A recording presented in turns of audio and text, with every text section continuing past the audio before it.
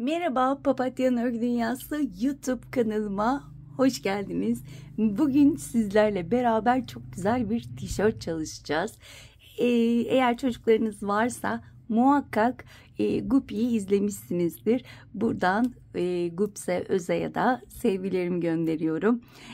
Ben 46 yaşında olduğum halde baştan sona hepsini izledim. Çok güzeldi. Zaten izlediğim için onun tişörtünü fark edip dedim ki ya ben bunun aynısından örebilir miyim dedim. Tam birebir olmasa da Guppy'nin tişörtüne benzettim arkadaşlar. Gerçekten çok güzel oldu. Hatta ilk başlarda farklı renklerle başladım. İçime sinmedi, hemen renklerini değiştirdim ve tam birebir uysun diye bu renklerle çalıştım. Hemen şöyle iplerimi göstermek istiyorum. Arkadaşlar 2 tane ipten bu kadar kaldı. Yani çok ip de gitmiyor.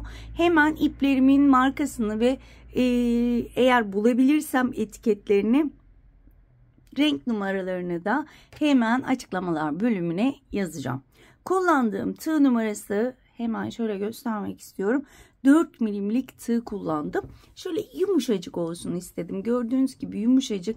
Ne kadar büyük tığ ile örersek o kadar yumuşacık olur arkadaşlar. Kaç yaş derseniz, eğer benim verdiğim markalı iple örüp 4 numaralı tığ kullanırsanız 31 santim eni, 31-32 santimde boyu arkadaşlar. Yani 2 ile 4 yaş arası tam olacaktır. Ama eğer daha ince bir ip kullanırsanız, 3 veya 3.50 milimlik tığ kullanırsanız ben buna 61 zincirle başladım. Sizler 71 zincirle başlamanız lazım. Çünkü eğer ince bir iple yapacaksanız daha küçük olacaktır. Hemen şöyle ilk alıştırma olsun diye şöyle maviyle başlamıştım. Bir tane de maviyle ördüm. Bunu da erkek çocukları çok sever diye düşünmüştüm. Ve bunu da bu şekilde ördüm. Arkadaşlar bunu da 51 zincirle başladım. Bu kaç yaşa olur derseniz arkadaşlar, bu da 6 ay ile 1,5 yaş arası rahatlıkla giydirebilirsiniz. Yaş aralığını nasıl yapacağız derseniz, şimdi şöyle yapacağız. Bu kalınlıkta bir iple örecekseniz 2 arttıracağız. Mesela ben bunu şöyle 20 ön 20 arka 13 kol 13 kol olarak çalıştım. Eğer daha büyük yapmak istiyorsanız mesela 2'şer tane arttıracaksınız. 22 ön 22 arka ve 15 tane kollar olacak ve böylece 6 yaştan 7 yaşa kadar rahatlıkla örebileceksiniz. Daha büyük istediniz, yine 2'şer tane arttıracağız. 2'şer tane arttırarak bir beden büyütebiliyoruz arkadaşlar. Hemen şöyle yan yana göstermek istiyorum. Gerçekten çok güzel oldu. Hemen şunu da hatırlatayım. Şöyle kenarlarında da çok güzel Guppy'yi izledim de onun kenarlarında şöyle yırtmaçları da vardı. Yırtmaç da yapmak istedim. Ben videonun ortalarında bunu gösterirken yan yana 2 tane batın dedim ama bunu aynı yere batın arkadaşlar. Şimdi en son 2 sırayı şu şekilde örüyoruz sadece önden ve daha sonra arkaya geçiyoruz. Arkada ben orada dedim ki size hemen yanına batın. Hemen yanına batmayın. İlk başladığımız trabzanın dibine batın arkadaşlar. Yırtmacı bu şekilde daha güzel oluyor. Dediğim gibi ip ve tığ çok önemli ebatlarda, o yüzden ayarlamayı ona göre yaparsanız sevinirim. Eğer çok böyle yeni başladıysanız hemen internetten açın. Orada zaten eni, boyu, kaç ilmek gerekiyor, o şekilde ayarlamalarınızı yapabilirsiniz. Çünkü dediğim gibi ben burada size ne kadar sayı verirsem vereyim, eğer ipiniz ve tığınız değişikse daha büyük ve daha küçük olacaktır. Bunu göz ardı etmeyelim diyorum ve hemen bu muhteşem, şahane tişörtümüze başlayalım diyorum arkadaşlar. Şunu da unutmayalım, buraya minik bir düğme dikebiliriz.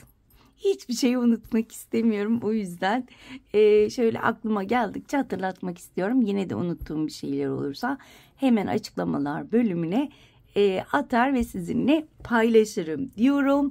Ve hemen bu güzelliğin yapımına geçiyorum. Evet arkadaşlar, öncelikle zincirle başlıyorum. İpime bir düğüm attım ve zincir çekiyorum. Burada toplamda ben 61 tane zincir çekip dönüyorum.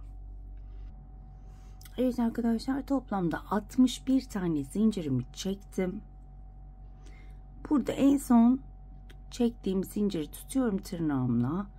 1 2 3 tane zincir çekiyorum. Tığın başında oluyorum.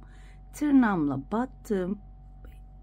Tırnağımla bastırdığım zincire battım. İkili trabzan yaptım. Zincirle beraber 2 oldu. 3 4 5 6 7 8 9 ve 10 tane ikili trabzan yaptım. Ve yarım olarak arka bölümünü yapmış olduk. Şimdi omuz bölümüne geldik. Burada 2 tane zincir çekiyorum. Aynı zincirin içine batıyorum ve saymaya başlıyorum. 1, hemen yanındakine battım. 2, hemen yanındakine 3, 4, 5, 6, 7, 8,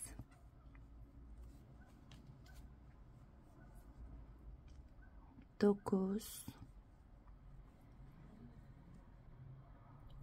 10, 11, 12 ve 13. Omuzlar için 13 tane yapıyoruz arkadaşlar. Bu arka için yarım 10. Hemen omuz için 13. 2 zincir çektim. Aynı zincirin içine batarak bir ikili trabzan yapıyorum.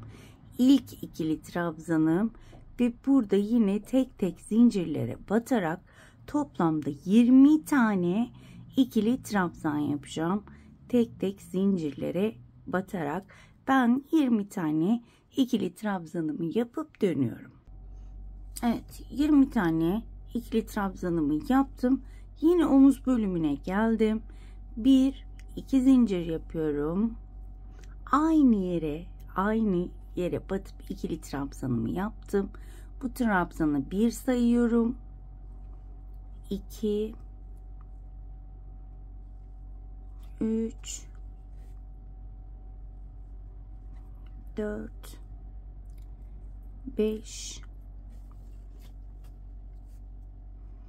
6 7 8 9 10 11 12 ve 13. Omuz bölümümüzü şöyle bitirmiş olduk ve yine arka bölüme geldik. 2 zincir çekiyorum. Aynı yere battım. İlk trabzanımı yaptım. 2 3 4 5 6 7 8 9 ve 10. Şöyle sonuncuya biraz zor batacağım. İyice sıkmışım onu çünkü.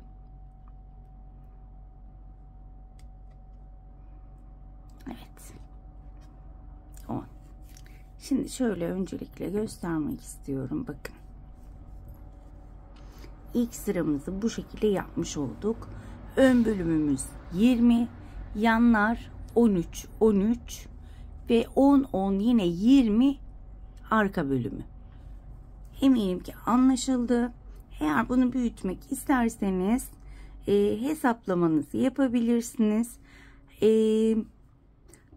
Hep bir büyüğü şöyle 2 2 ekliyoruz arkadaşlar. Yani 22, 15, 22 bir büyüğünü istersek, daha büyüğünü istersek hep 2 2 ekliyoruz. Her 2 2 eklediğimizde bir beden büyüyor.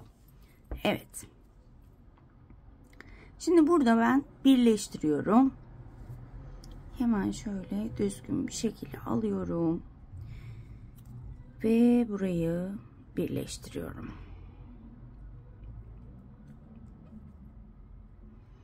Burayı bu şekilde birleştirirken hemen diğer rengimi alıyorum. Diğer rengimle kapatıyorum çünkü diğer renkle devam edeceğim. Şöyle sıkılaştırıyorum ve buradan şöyle bağlayacağım. Daha sonra da alttan yürüteceğim artık ipimi.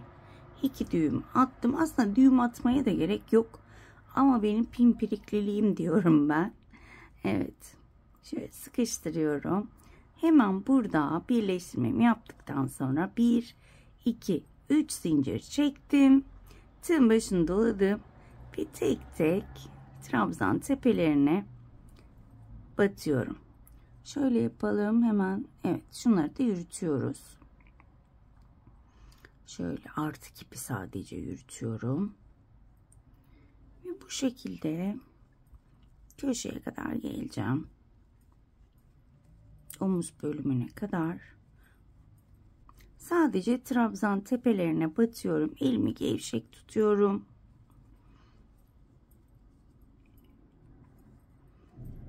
Evet, bakın tam köşe bölümüne geldim.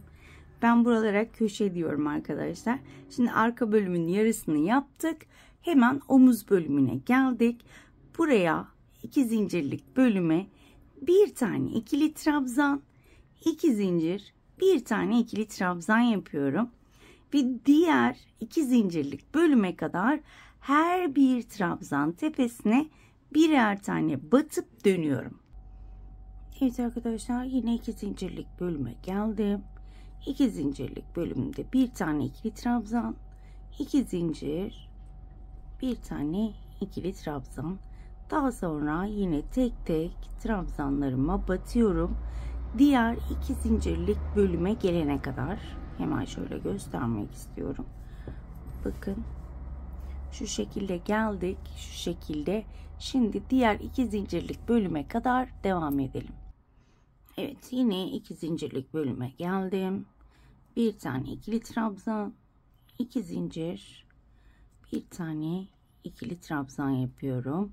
Ve diğer bölüme gelene kadar, burası omuz bölümümüz. Yine tek tek ikili trabzanlarımı yapıyorum. 2 zincirlik bölüme kadar. 2 zincirlik bölümdeyim. Bir tane ikili trabzan, 2 zincir, çok pardon. Bir tane ikili trabzan ve burayı da şöyle hiç kesmeden ben hemen hızlı geçeyim. Burada ip değiştireceğiz. İplerimi kesmiyorum. Bu şekilde değiştire öreceğiz. Hiç ip kalıntımız da olmayacak. Evet. Şöyle sona kadar devam edeyim.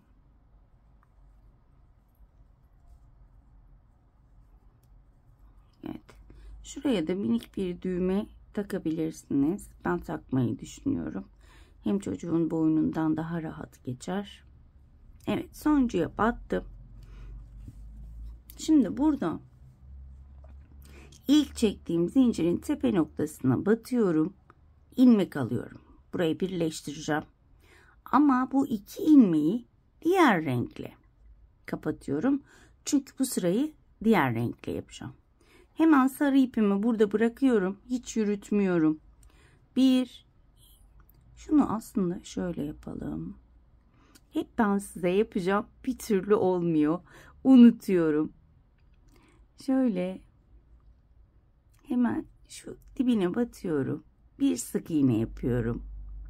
Daha sonra şu birinci değil, ikinci ilmeğe batıyorum. 2 ilmeği aynı anda kapatıyorum ve burada bir tane trabzan oluşturmuş oluyorum. Bu trabzan daha düzgün duruyor. Ve burada yine aynı şekilde ilerleyeceğiz arkadaşlar. Çok fazla uzatmak istemiyorum. Trabzan tepelerine batıyorum.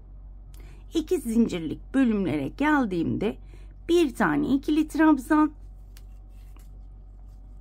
2 zincir, bir tane ikili trabzan, döne döne az önce yaptığımız gibi yine başladığımız yere geri dönüyoruz. Hemen şurayı tekrar göstereyim. Şu anda 3. sıradayız. Bakın 2 zincirlik bölüme geldim. Bir tane ikili trabzan, 2 zincir, bir tane ikili trabzan. Şöyle hemen tekrar göstermek istiyorum. Eminim ki anlaşıldı. Şöyle bakın. Şöyle tek tek örüyorum. Köşeye geldim.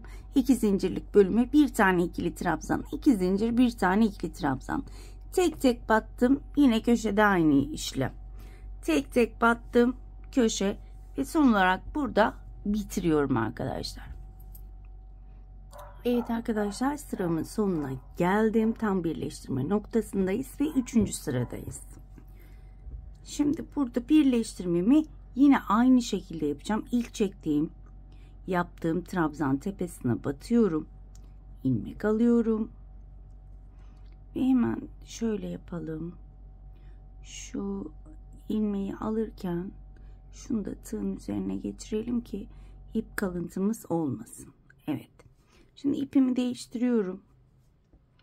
Diğer açık rengime geçtim. Ve burada yine aynı yöntemle bakın, önce sık iğne yapıyorum. Şöyle tam şu trabzanın tepesine yapalım. Evet. Birinci değil, ikinci ilmeğe batıyorum.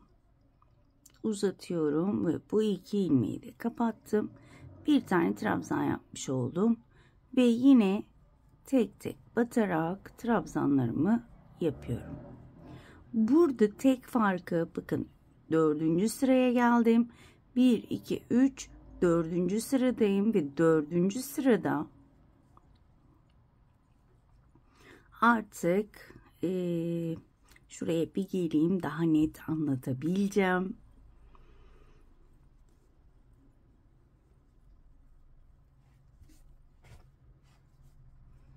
Dördüncü sırayı şöyle geçtik. 2 zincirlik bölüme geldim. Bu 2 zincirlik bölümde artık ben hemen tığımı batırıyorum. 1, 2 tane ikili trabzan yapıyorum. 2 zincir çekiyorum ve aynı yere batıp 2 tane.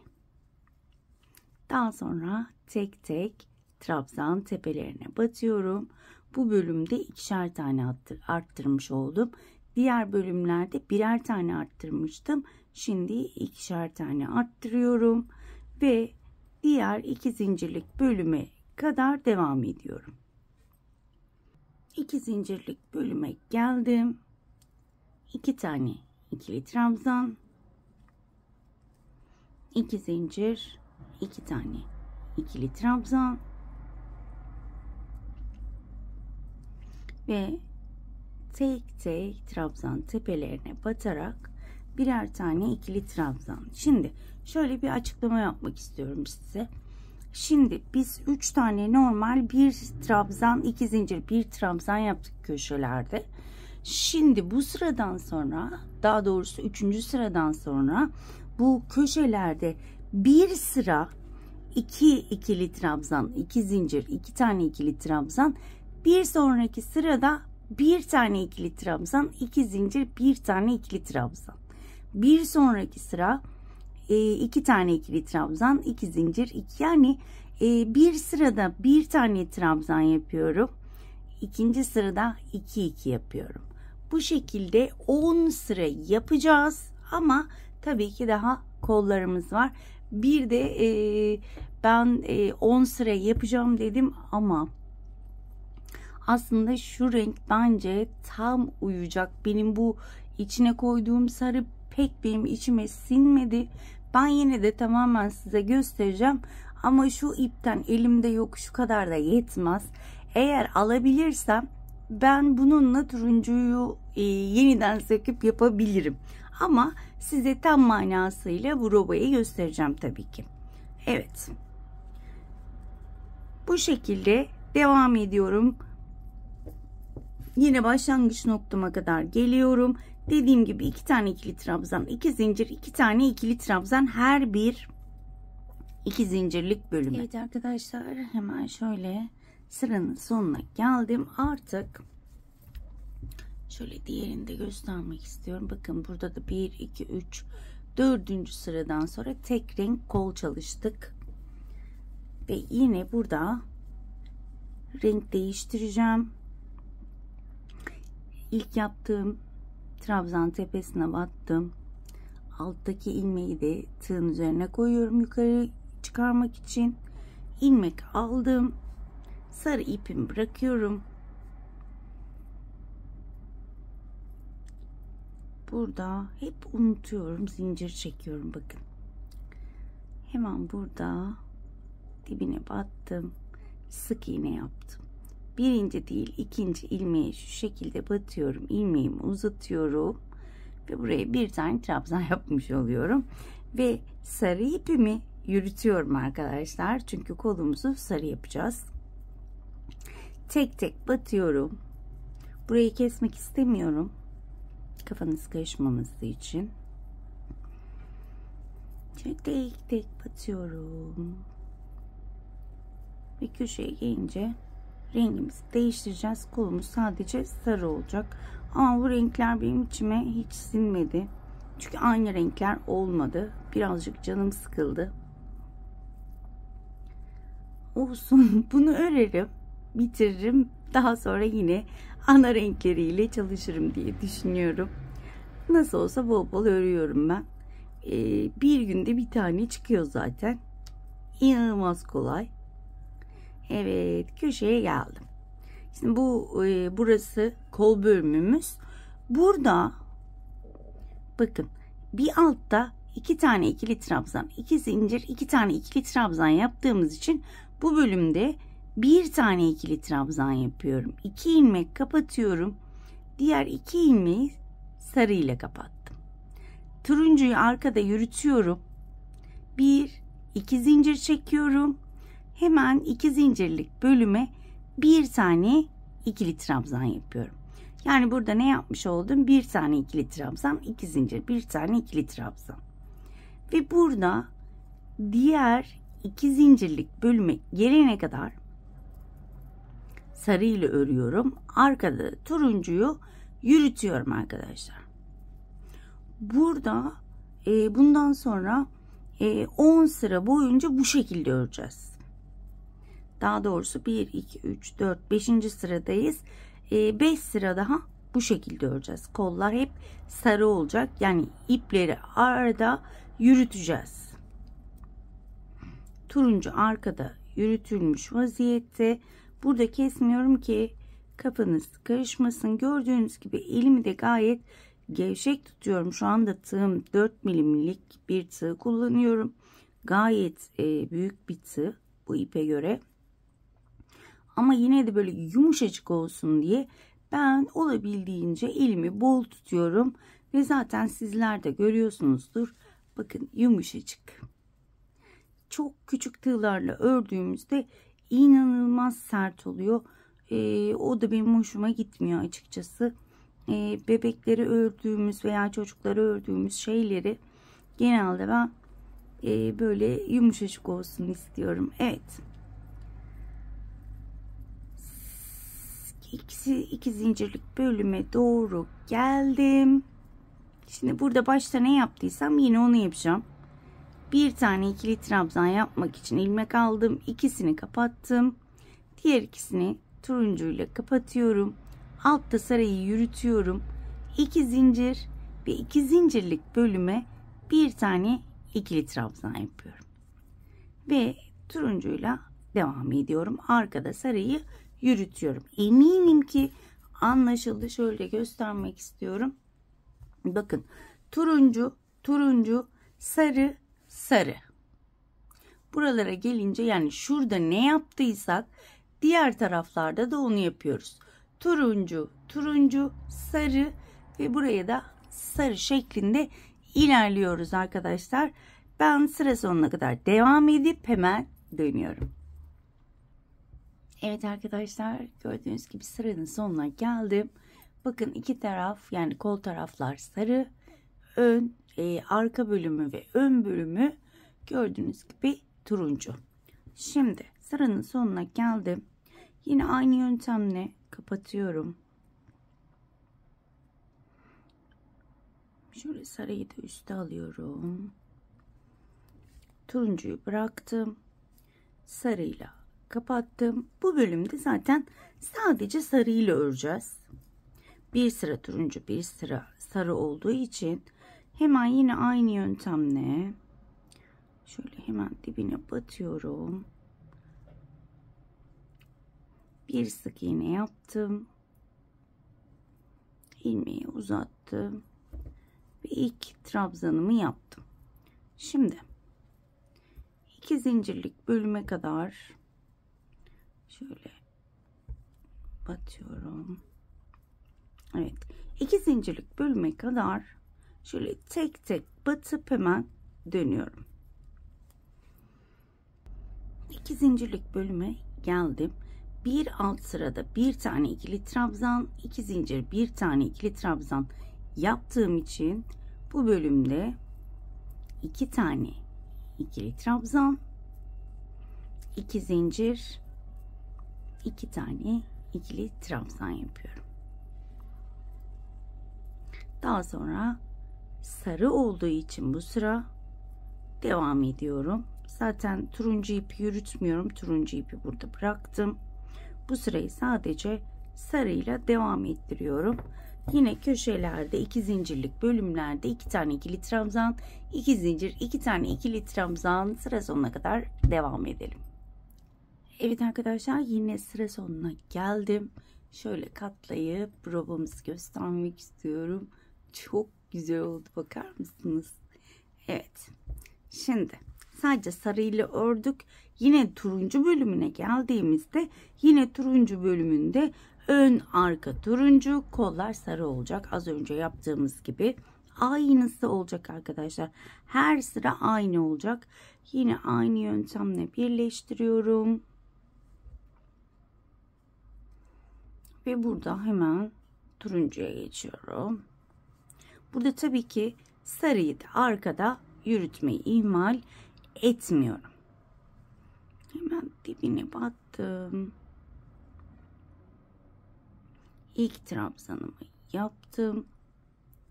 Ve şöyle tek tek batarak devam ediyorum. 2 zincirlik bölüme gelene kadar bu şekilde devam edip hemen dönüyorum. 2 zincirlik bölüme geldim. Hemen 2 zincirlik, bakın bir altta 2 tane yapmışız. 2 tane ikili trabzan, 2 zincir, 2 tane ikili trabzan. Burada hemen bir tane yapıyorum. İkisini kapattım. İkisini sarıyla kapatıyorum. 2 zincir çekiyorum. Arkada turuncuyu yürütüyorum. Ve diğer köşeye gelene kadar sadece sarıyla her bir trabzan tepesine birer tane örüyorum arkadaşlar. Az önce yaptığımızın aynısı. Eminim ki anlaşıldı. Şöyle tekrar göstermek istiyorum. Bir sıra sadece düz sarı gidiyoruz. Düz sarıyı ördüğümüzde 2 tane ikili trabzan, 2 zincir, 2 tane ikili trabzan. Diğer sırada ön arka turuncu, sadece kollar sarı olacak. Onda da bir tane ikili trabzan, 2 zincir, bir tane ikili trabzan şeklinde kaçıncı sıradayız? 1, 2, 3, 4, 5, 6, 7, 10 sıraya kadar bu şekilde devam edelim. Evet arkadaşlar, toplamda 10 sıra ördüm. Şöyle birlikte sayalım. 2, 4, 6, 8, 10. Hemen ölçü vermek istiyorum. Şöyle eni 32 santim oldu. Şöyle 10 sıra kaç santim oluyor ona da bakalım. Sizin ipiniz ve tığınız değişik olabilir. 11 santim örmüşüm. Tekrar ölçeceğim, yanlış olmasın. Evet, tam 11 santim. Şöyle katladığımda bakın bu şekilde artık 11. sırada kollarımızı ayırabiliriz. Şimdi hemen burada yine aynı yöntemle ben ipimin rengini değiştiriyorum. En son sarıyla bitirmiştim. Şöyle turuncuya geçtim. Sık iğne ve yine burada trabzanımı yapıyorum. Bakın. Sarı ipi yürütmüyorum artık. Bu sırada sadece turuncuyla öreceğiz. Şöyle köşeye gelene kadar devam edelim. Köşede kolumuzu birleştireceğiz. Evet, bakın şöyle 2 zincirlik bölüme kadar geldim. Kol bölümündeyim. Hemen burada 2 zincirlik bölümün içine sadece bir tane ikili trabzan yaptım. Şu kolu bakın bir tane ikili trabzan yaptım. Şu şekilde katladım. Bakın şu şekilde katladım. Tığın başını doladım. Hiç zincir çekmiyorum. Hemen karşıdaki ikinci ikili zincire hemen ikili trabzan yapıyorum ve kolumu birleştirmiş oluyorum. Şöyle göstermek istiyorum. Evet. Daha sonra burada tek tek trabzanlara batıyorum. Yani 2 zincirlik bölümlere sadece birer tane trabzan yapmış oldum ve diğer tarafa gelene kadar, diğer 2 zincirlik bölüme gelene kadar her bir trabzana birer tane ikili trabzan yapıp hemen dönüyorum. Evet arkadaşlar, diğer kol bölümüne geldim. Bakın 2 zincirlik bölüme bir tane ikili trabzan yaptım. Hemen bakın diğer 2 zincirlik bölümü şöyle birbirine yaklaştırıyorum. Tığın başını doluyorum. Hemen buraya da bir şöyle sıkıca ikili trabzan yapıp bu kolumu da birleştirmiş oluyorum. Daha sonra buraya gelene kadar, yani başladığım yere gelene kadar her bir sık iğneye birer tane, her bir trabzana birer trabzan yapıyorum. Şu an hem örüyorum hem düşünüyorum. O yüzden bazen şaşırabiliyorum. Lütfen kusura bakmayın. Bu şekilde başlangıç noktama doğru örüp hemen dönüyorum. Sıramın sonuna geldim. Kapatma yöntemim yine aynı. Sarı ipimi üste aldım ve sarı ipimle kapatıyorum. Artık bundan sonra yürütmemiz yok. İp yürütmeyeceğiz.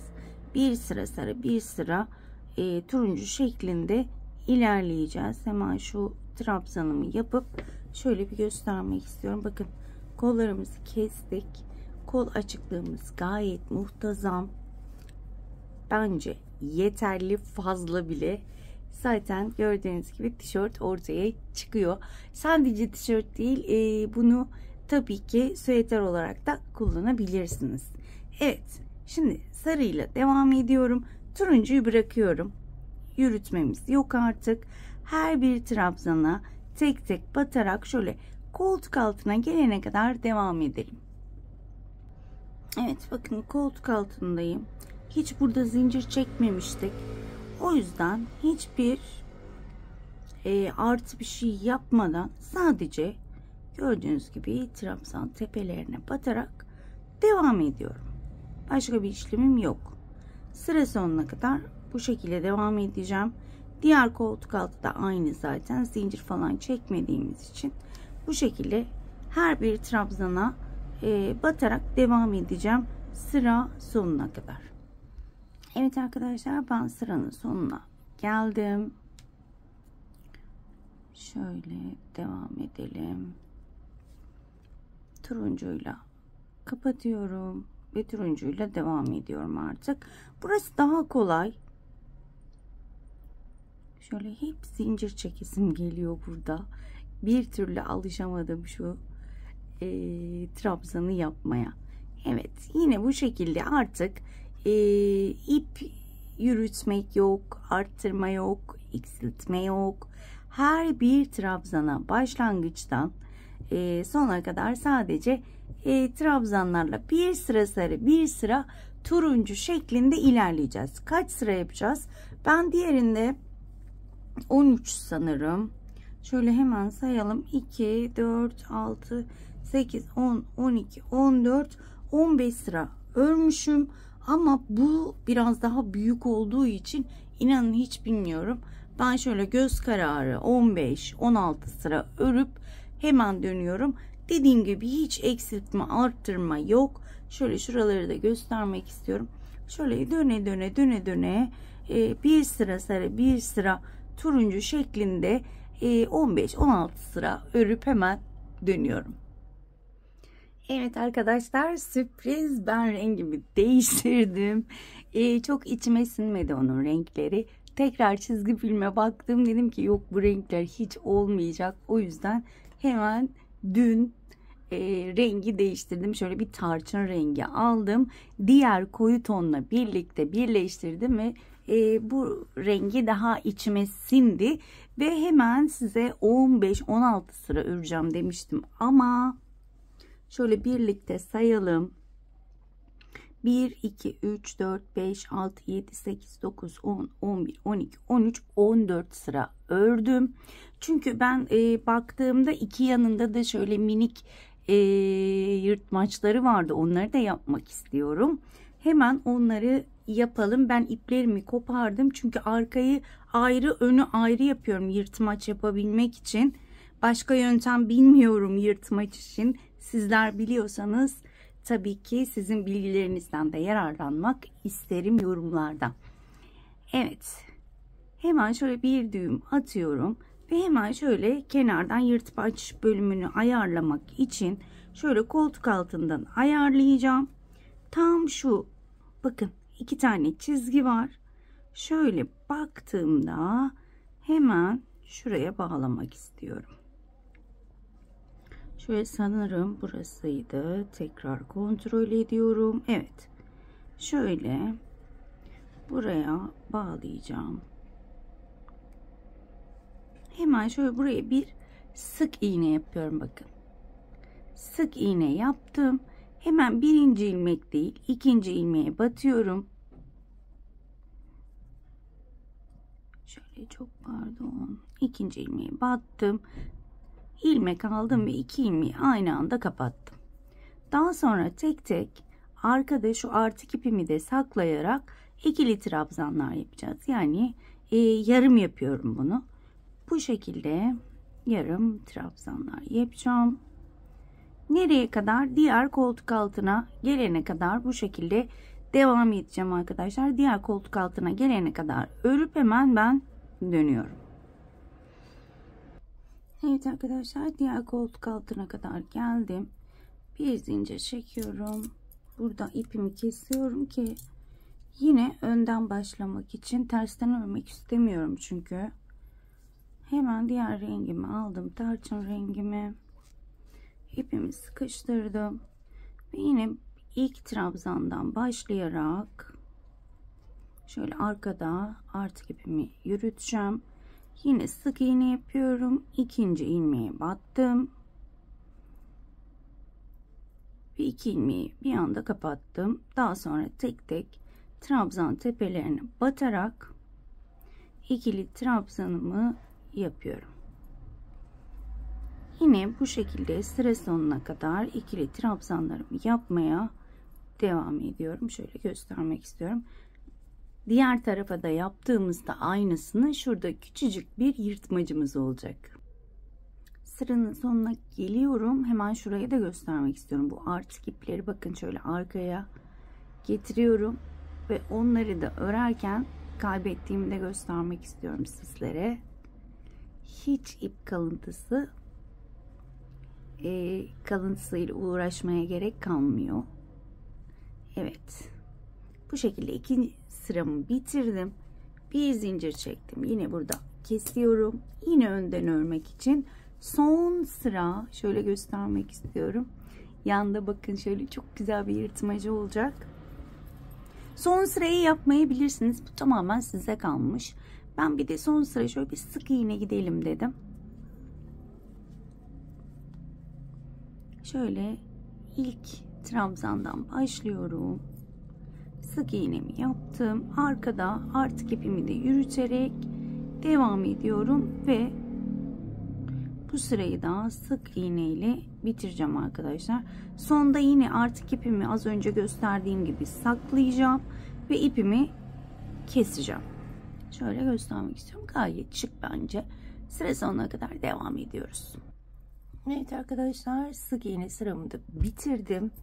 Hemen arkasını çevirdiğimde şöyle göstermek istiyorum. Hemen şöyle dibinden başlayacağız örmeye. Arkasını da öreceğiz ve kazağımızın alt bölümü olacak. Ben kollarını da bir sıra aynı renkten örmek istiyorum. Biraz kısa geldi. Evet, hemen ipimi alıp düğümümü attım. Ve bakın nereden başlıyorum. Bakın burada 2 zincirlik bölüm vardı. Gördüğünüz gibi o 2 zincirlik bölümün arasına batıyorum.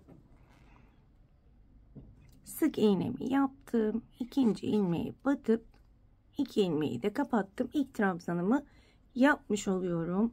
Daha sonra trabzanların tepelerine şöyle tek tek batarak trabzanlarımı yapıyorum. Nereye kadar yapıyorum arkadaşlar? Diğer 2 zincirlik bölüme kadar. Hemen orayı da göstermek istiyorum. Bakın şöyle döndürdüm. Hemen şu 2 zincirlik bölüme kadar trabzanlarımı yapıp dönüyorum.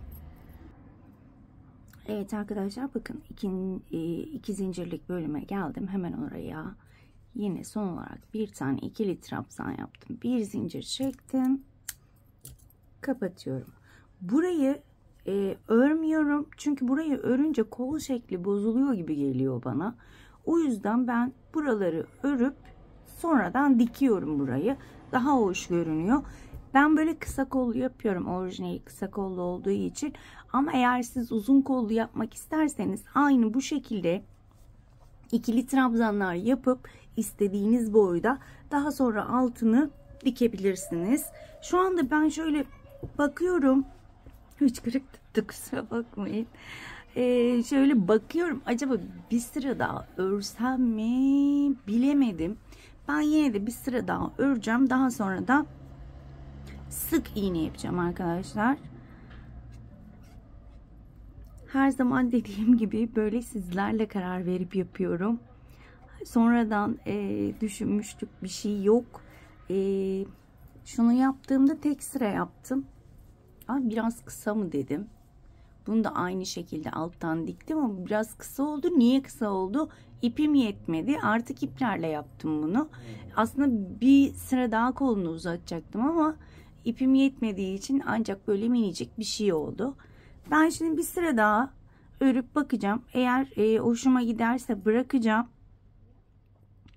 Üstüne sık iğne yapacağım arkadaşlar.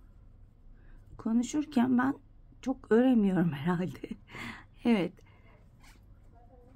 Sonradan seslendirme de yapamıyorum. Hoşuma da gitmiyor. O yüzden böyle şaşırırsam kusura bakmayın artık. Böyle tek tek örüyorum. Boynuna da karar vermedim henüz. Boynunu bir sıra daha yapsak mı yapmasak mı? Ben burada yapıyorum. Sizlere gösteriyorum. Ama sizler bunu nasıl isterseniz o şekilde dizayn edebilirsiniz. Boynuna bir sıra daha turuncudan yapabiliriz. Sık iğne yapabiliriz. Ben şimdi bir sıra örüp bakacağım. Eğer hoşuma gitmezse sadece bir sıra bir sık iğne yapacağım. Boynunu şu anlık düşünmüyorum ama bir sıra daha boynuna, yani normal ikili trabzan yapacağız. Onu uzun uzun göstermeye gerek yok zaten. Burayı da dediğim gibi bitirdikten sonra alttan dikeceğiz. Burası da zaten gösterdim. Aynı şekilde burayı da öreceğim ve ondan sonra tamamlanmış bir şekilde döneceğim. Evet arkadaşlar, ben şöyle tişörtümü bitirdim. Bunu uzun kol yaparsanız çok güzel kazak da olur. Hemen şöyle göstermek istiyorum yırtmaçlarına.